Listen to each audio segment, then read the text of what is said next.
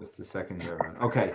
So anyway, it's a series of classes which I plan on covering the entire subject called the Gate of Trust.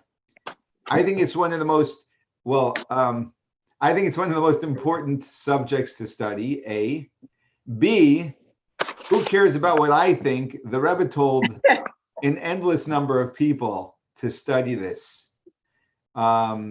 It's really if you want to really live with God and also have the benefits of living with God, this is a fantastic place to start. It will challenge you, no question, because it's not easy to do, but nothing worthwhile is easy, and you definitely grow slowly as you go through it, and you'll definitely be a more profound person when you're done with it.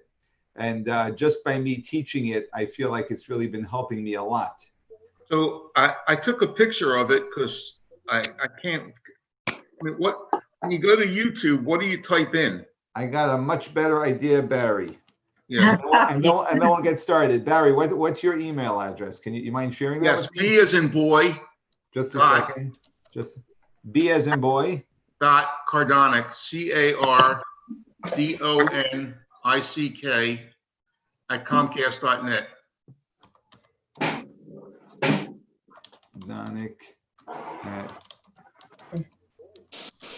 CORDONICK No, at Comcast. CAR like in car. Oh. CARDONICK Okay. @Comcast.net. Okay. Okay. And let's get started, everyone. Thank you so much. Okay, you Look, should have. are you cooking candy? All right, here we go, everyone. Let me mute everyone if that's okay. Rabbi, I can send it out to anybody who needs it also. Yeah, you can email Anita as well, or myself, and you'll be able to get it. And let's do here, participants, mute all. Fantastic. Okay, let us roll. All right. So one of my favorite comedians, at least a particular show of his anyway, where he makes fun of Jews, which I happen to think is outstanding. Sorry, I hope you don't think I'm a racist now, but is Jackie Mason. Good old Jackie Mason with his heavy Jewish accent. And one of the great lines that he has there, which won't sound so funny right now because I don't have his accent and I don't remember the exact context in the way he says it, and it's not from his better jokes in this in the show. But he says, you know, that when a Jew comes back and he repeats to you how he got into a fight with someone, and he says, you know, he feels really tough, this Jew, and he says, if that guy would have said one more word, you know what I would have done to him? So, and he says, but you know, we never know what that word is. That's the bad repetition of the joke. And his main point is that, you know, the guy sounds like Mr. Bravo, that, you know, if he would have said one more word, I would have killed him. But that we never know what that one word is. In other words, if he would have said there's always one more word the guy would have to say for me to do something. And after that one more word, there's still one more word. In other words, the Jew is a wimp. That's his joke. I'm not saying Jews are wimps, but I am bringing out a certain point here in this regard, and that's the subject I'm bringing up.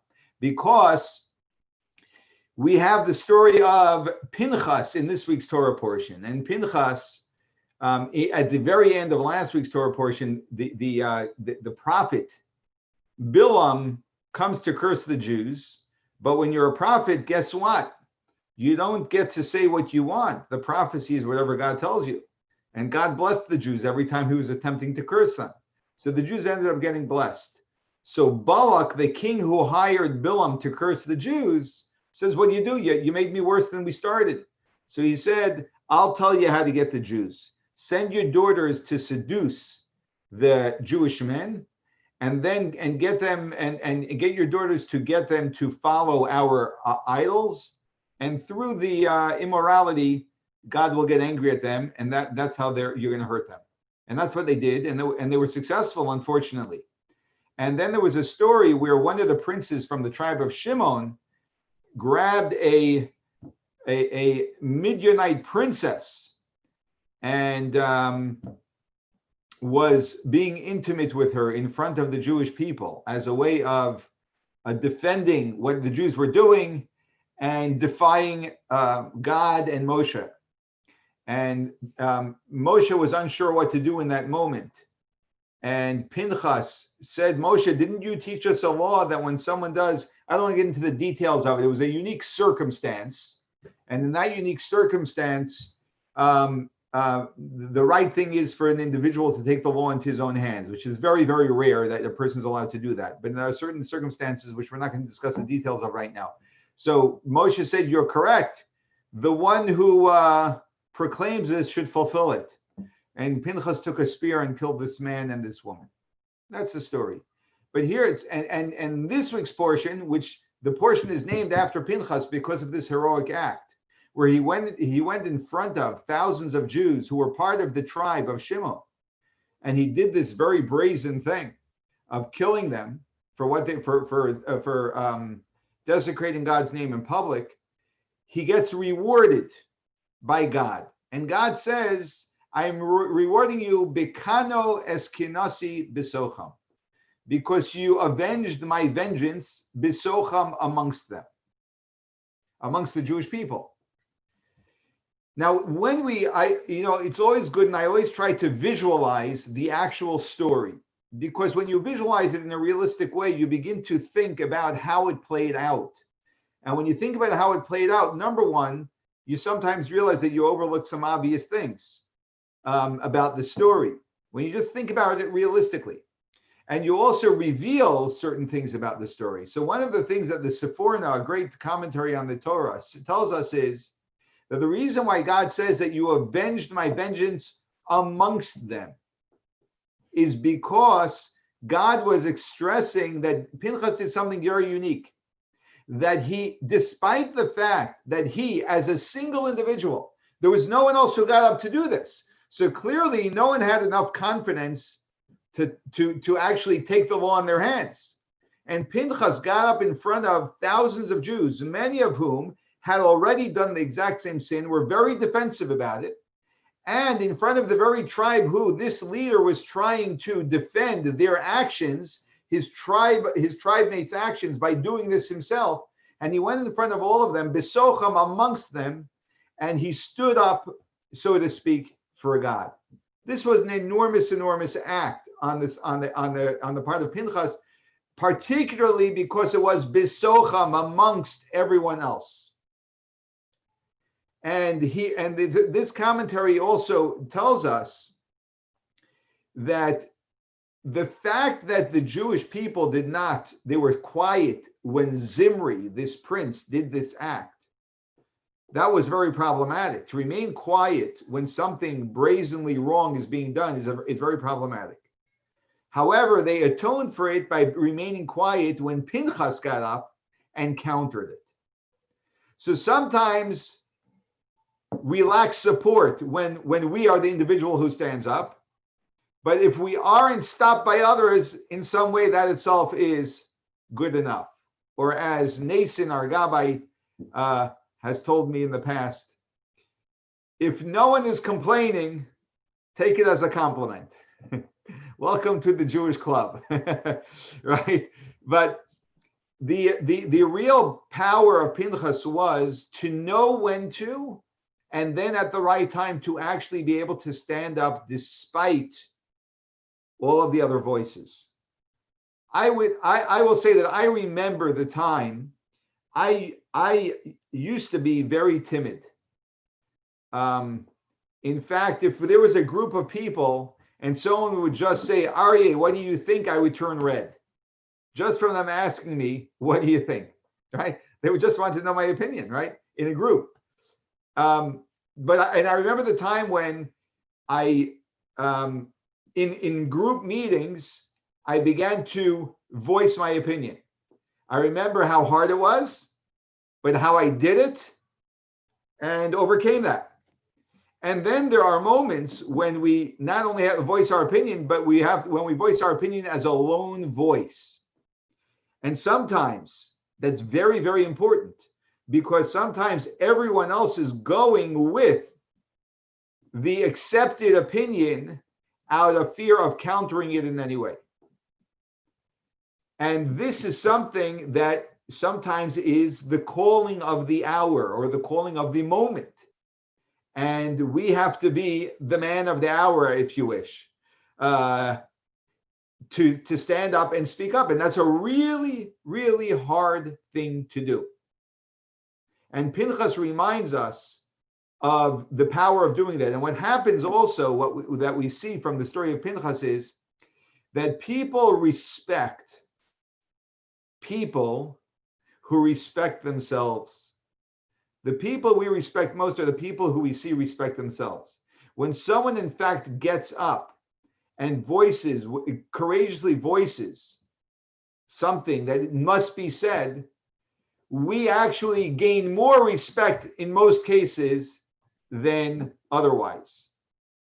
They say that there are 3 types of people. There are people that make things happen, which is what I'm talking about. There are people that watch things happen because that's always safer. And there are people who ask, what happened? The people who ask what happened just don't know what's going on, right? Either because they're ignorant or they're just not aware of what the issue is. People who watch things happen, generally standing on the side and playing it safe, which is the vast majority of people. People who make things happen are simply people, in continuation of Friday, who have the courage. And where do they get the courage from? It's not because they are less scared than everyone else. It's because they say, despite my fear, I still will get up and say what needs to be said, or say what no one else is willing to say. That is what we learned from Pinchas. There's I just read an article today. I'm going to read you an edited version of it. In other words, I'm going to edit it as I'm reading it because it's really in the context of a Lubavitch community that someone wrote this. But he's writing about the fact that during the summer, it's warm weather, people come out from inside their homes and they sit on their porches. And what do they talk about when they're on their porches?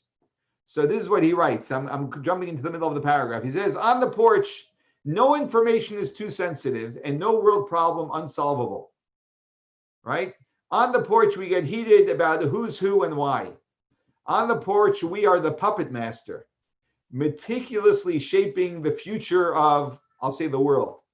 The best part is that the porch is the gift that keeps on giving. If we are lucky enough to live anywhere with serious foot traffic, we always have something to talk about because there's someone else that walked by that we can now gossip about. How fortunate we are to have our blessed porch. He's writing this cynically. Sometimes I wonder about where we would be without our porch masters. Scary to think about it. So to the porch masters of 5780, as a veteran of the team, firstly, I would like to wish us all immense success this year. May this year be the year we cover it all. And he lists a whole bunch of community issues. And above all, he says, to feel bad about everyone else who are not as good as us. He writes cynically. And then he concludes, and here's my point. However, if the board of directors allows, may I make a small proposal? Maybe this year we do things a bit differently.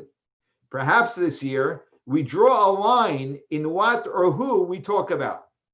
Maybe this year we don't just fill our starving egos by putting people down, but we resolute to come up with real ways to help real people. Or maybe we carve out a couple of minutes of our precious time to talk about something of substance. Regardless, keep saving the world, and who knows, maybe I will walk by your porch and merit to be a topic of your conversation. I had an experience not long ago, actually, it just came to mind as I was reading this article.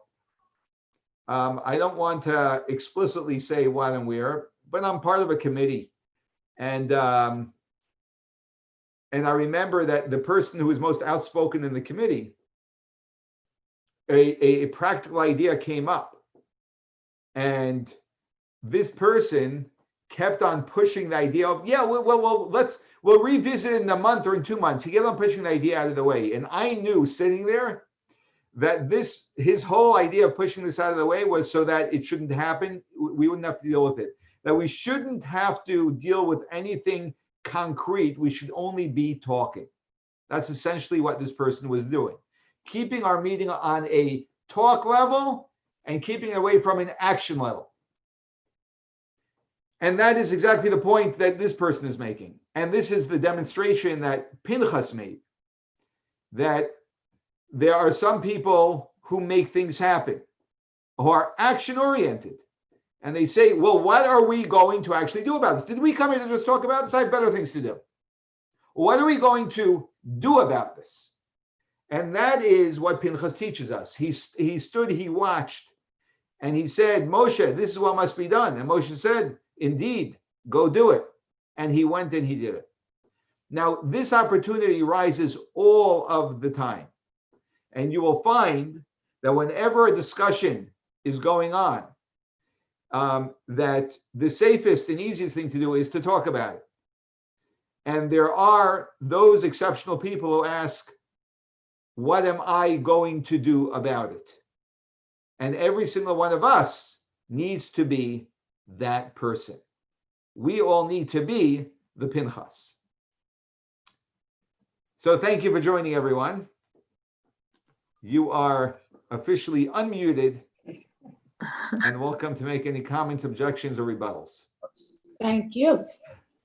Thank you, Rabbi. Beautiful. Very, very welcome. Thank you, Rabbi. Thank you, Rabbi. Yes. And we will be back together, by the way, on Wednesday evening, Wednesday? God willing, Wednesday evening. Rabbi Weinstein, Yes.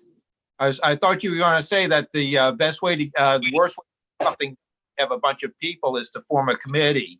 that is for sure. Thank you for saying that.